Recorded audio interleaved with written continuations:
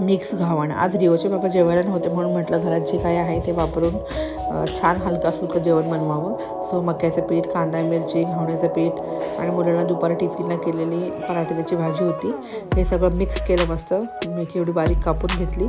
हे सगळे पीठ एकत्र केले आणि हे ना रात्री डिनरसाठी खूप छान आहे. मस्त एकदम हलका फुलकं पटकन बनतं, खायला पण टेस्टी, मुलंही आवडीने खातात. सगळं मस्त मिक्स केलं आणि आपल्याला आवडीचे मसाले जे मला आवडतं ते मसाले मी टाकले. त्यात मिरची घातलेली असल्यामुळे लाल तिखट थोडंसं कमी घातलं. बाकी मसाला टाकले, मस्त हाताने कालवून घेतला. जसं लागेल तसं आपण एका बाउलमध्ये घेऊन तर पाणी टाकावं. एकत्र सगळं पाणी टाकून मिक्स केलं ना तर पाणीचं बॅटर जरा पातळ होतं. त्यामुळे असं लागेल तसं घ्यायचं आणि मिक्स करून मग तव्यावर ते टाकून द्यायचं. पण आधी तवा चांगला तापला पाहिजे. तेल टाकायचं थोडंसं, नंतर वरून मग हे बॅटर टाकून हाताने पसरवून द्यायचं. वरून परत तेल टाकायचं, मस्त वरती खालती करायचं.